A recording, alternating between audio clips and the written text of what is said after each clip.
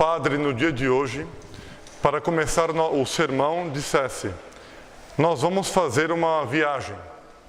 Nós vamos conhecer um local diferente, onde os que estão aqui nunca estiveram. E hoje eu vou convidar a todos para descer comigo até o inferno. Nossa, padre, de onde que o senhor prepara essa homilia do senhor? É descer para o inferno. Se nós pudéssemos descer para o inferno agora, e nós pudéssemos fazer uma entrevista com as pessoas que estão lá embaixo, e chegássemos diante de um homem dobrado ao contrário, pegando fogo, gritando: por que você está aqui? Impureza! Nossa Senhora! Vamos sair de perto e dizer que isso aqui é sujo de alma como era sujo de corpo na terra, né? Vamos lá. Aí de repente pega para um outro: por que você está aqui? E nós percebemos que da boca dele começam a sair vermes horríveis que estão comendo a língua dele. E ele dissesse: eu na terra vivia da mentira como os homens vivem do alimento. Nos aproximássemos de um outro e perguntássemos: por que você está aqui? Eu estou aqui porque eu vivi das trapaças. A minha vida foi só trapaça. Eu enganava um, roubava do outro, fazia negócios desonestos. Era tão fácil. Eu enriqueci na vida, mas empobreci eternamente. Se nós nos aproximássemos de uma outra pessoa, talvez isso vários santos viram ao longo da história. Nós nos aproximássemos de um local, uma parede qualquer com um buraco, uma pessoa toda amassada lá dentro, e nós percebêssemos que caísse um véu de uma freira. Irmã, o que você está fazendo aqui no inferno? Você que era religiosa. Eu vim aqui porque eu não amei a Deus como eu deveria. Eu fui chamada para viver glorificando a Deus, mas eu não amei a Deus como deveria.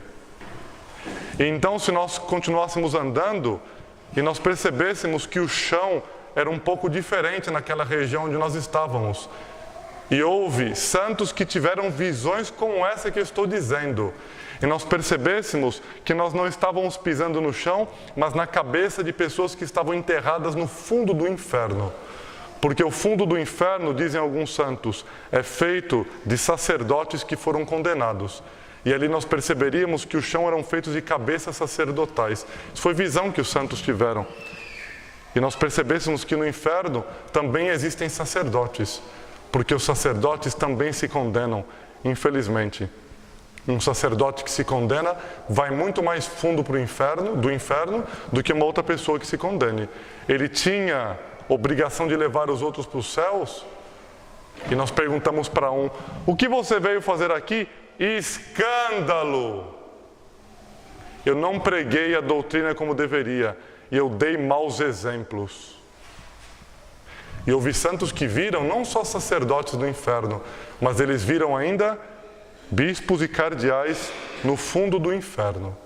A vida é muito séria. Não basta dizer Senhor, Senhor. Esse não entrará no reino dos céus. Apenas aquele que faz as obras de Deus é que entra no reino dos céus. Diz hoje o Salmo que a nossa luz deve brilhar, brilhar no meio das trevas. A primeira leitura fala também sobre as obras dos bons. Nós devemos ser bons de verdade. Quem é bom da boca para fora e não do coração para dentro não vale nada.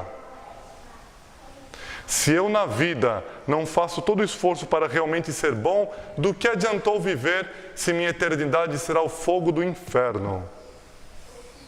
Se nós continuássemos caminhando pelo inferno, e já saímos de lá, que eu sei que tem gente que até ficou um pouco assustada com essa viagem que nós nos propusemos no início da homilia, se nós continuássemos andando pelo inferno, talvez nós víssemos ali um imperador romano.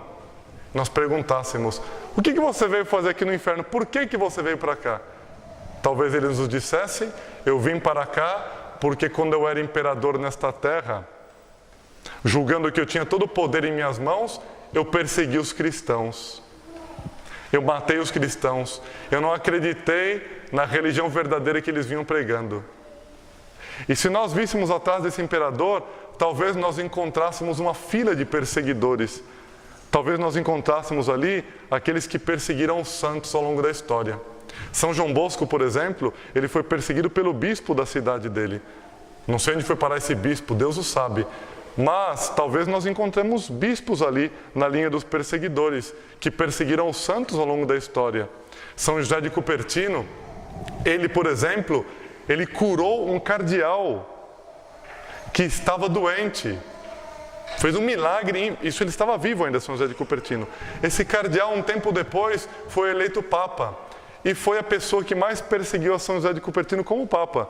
Proibiu a ele de ter contato com as pessoas, com os fiéis que procuravam para fazer milagres. Perseguição, infelizmente, esse Papa perseguiu a São José de Cupertino. São João Bosco foi perseguido pelo bispo da cidade. Santa Teresa de Jesus foi perseguida por um superior que havia na época, que foi mandado, um superior da ordem carmelita, homem, mas que tinha ligação com o convento das religiosas. Ele foi participar de uma votação, de eleição da nova superiora do convento onde morava Santa Teresa de Jesus, a grande Santa Teresa de Jesus, que falava com o nosso Senhor Jesus Cristo, que falava com São José, que tinha visões dos céus, que teve visões proféticas. A grande Santa Teresa de Jesus, no momento da votação para a eleição da nova superiora no convento, esse religioso que foi até lá, no convento, ele disse que as freiras estavam proibidas de votar em Santa Teresa de Jesus. E as freiras fizeram o quê? Não obedeceram a ele, mas seguiram a inspiração de sua alma e votaram em Santa Teresa de Jesus. Então o voto, que normalmente é uma coisa privada nas votações que existem dentro da igreja, como por exemplo a eleição de um papa, as votações dentro de uma ordem religiosa, elas não podem ser mostradas para ninguém. Quando, por exemplo, os sacerdotes dos arautos fazem a votação para a eleição de novo superior geral, nós temos uma coisa chamada capítulo. Nós ficamos em recolhimento, todos juntos, numa igreja, numa capela, cada um faz o seu voto, dobra, uma pessoa passa recolhendo, ninguém sabe quem foi que votou, não pode ser revelado. Santa Teresa de Jesus, acontece isso, quando as pessoas perseguem, elas passam por cima das próprias leis. Então com Santa Teresa de Jesus, tinha a lei do voto que não podia ser conhecido, então esse sacerdote que estava recebendo os votos, ele ficou ali no local, as freiras vinham até ele e entregavam o voto, que deveria ser colocado numa caixinha. Até aí está dentro da norma. Ele pegava o voto, olhava para a freira e via em quem que ela tinha votado. Isso é quebrar as regras. Se a igreja instituiu regras, tem que ser seguidas por todos. Não depende de qualquer autoridade ou poder que a pessoa tem na mão, a regra é para todos, né? Abria, olhava, tinha votado em Santa Teresa de Jesus. E ele abusava do poder dele ali na hora da votação. E dizia para a freira, você está excomungada. E tirava da fila. Depois chega a próxima, olhava, Santa Teresa de Jesus, está excomungada. Ele excomungou 54 freiras durante a votação de Santa Teresa de Jesus. E não elegeu Santa Teresa de Jesus. Acontece, às vezes as pessoas abusam do próprio poder. Mas a luz do justo, quando ele é perseguido, a luz do justo aumenta. A igreja sempre viveu de perseguições, desde a época dos romanos até os dias de hoje. A igreja é perseguida em vários países. Nós devemos o quê? Olhar de frente tudo isso e saber que Deus permite a perseguição para que os justos brilhem na luz, brilhem no meio das trevas deste mundo. Nós vamos pedir no dia de hoje que nós sejamos verdadeiros justos e que nós sejamos santos. E se nós queremos ser justos e queremos ser santos, não haverá outro caminho, senão da perseguição. Falarão mal de nós, nos caluniarão. Isso pouco nos importará. Por isso diz a imitação de Cristo, aquele pequeno livro com tantas maravilhas, com tantas riquezas. Não és melhor porque falam bem de ti, e não serás pior porque falam mal de ti. És o que és diante de Deus. Vamos pedir isso, que sejamos luz nas trevas, que nós representamos a Deus, representemos a Nossa Senhora nesse mundo. E assim podemos sofrer nessa terra, mas nós brilharemos no céu por toda a eternidade, enquanto os maus que talvez nos perseguem terão um destino eterno muito diferente. Louvado seja nosso Senhor Jesus Cristo.